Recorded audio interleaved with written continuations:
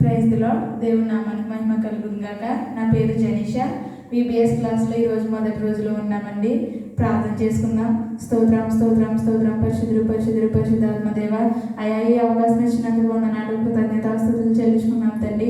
ఈ వీడియో చూస్తున్న ప్రతి ఒక్క బిడ్డని దీవించి ఆశీర్వదించండి తండ్రి. నీ సువార్త ప్రకటనమే కాదు తండ్రి ప్రభువా, ఇంకా ఈ వీడియో చూస్తున్న ప్రతి ఒక్క యవనస్తురాలని సువార్త ప్రకటించే బిడ్డగా మార్చమని నజరుడు నేసిన పెట్టాడు పెట్టుకుంటున్నాం పరమ తండ్రి.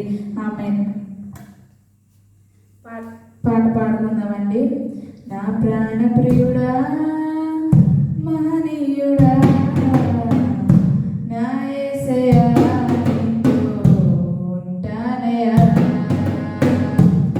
ప్రాణ ప్రియుడా మహనీయుడా నా యేసయ్యా నీతో ఉంటానయ్యా.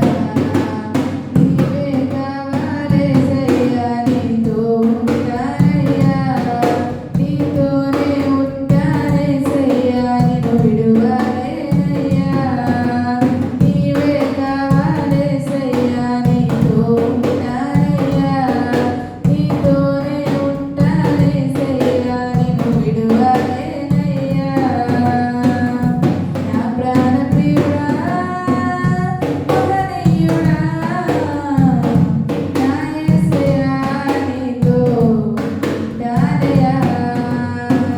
ఆశనే ఆవిరైపోయినా నా బ్రతుకే భారమైపోయినా. ఆశనే ఆవిరైపోయినా నా బ్రతుకే భారమైపోయినా. శ్రమలు శోధించినా నాకు నీవున్నా ధైర్యమే కలిగినా. ప్రాణం పోయేంత వరకు నీతోనేనయ్యా. తుది శ్వాస వరకు నీతో ఉంటానయ్యా. ప్రాణం పోయేంత వరకు నీతోనేనయ్యా. తుది శ్వాస వరకు నీతో ఉంటానయ్యా. నీవే కావాలేసయ్యా నీతో ఉంటానయ్యా.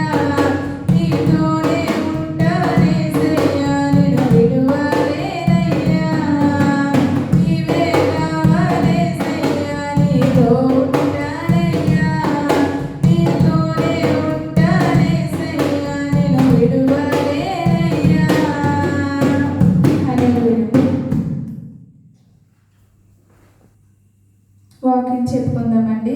దేవుని ప్రజలుగా మనం ఎలా ఉండాలి? దేవుని ప్రజలుగా మనం ఎలా ఉండాలంటే దేవునితో ఎప్పుడూ సహవాసం చేసేవారిగా ఉండాలండి. మేలైన దాన్నే చేయాలి కానీ కీడుని ఎప్పుడు మనం ఎవరికి తలంచకూడదండి. ఒకరు బాధలో ఉన్నారంటే వారి బాధ గురించి వారి కష్టం గురించి ప్రార్థన చేసేవారిగా ఉంటే మనం దేవుని ప్రజలుగా ఉంటామండి. వారి గురించి మనం ప్రార్థన చేస్తే మన గురించి ప్రార్థన చేసేవారిని దేవుడు ఎప్పుడూ పెడతానే ఉంటారండి. కాబట్టి మనం మేలైన దాన్ని చేస్తూ దేవునికి అనుకూలంగా నడుస్తూ దేవుని మార్గంలో నడుస్తూ దేవునితో సహవాసం చేసేవారుగా ఉంటే మనకు దేవుని ప్రజలుగా అనిపించుకుంటామండి. ఈ పరిశుద్ధ వాక్యం దేవుడు దీవించి ఆశీర్వదించును గాక. ఆమేన్.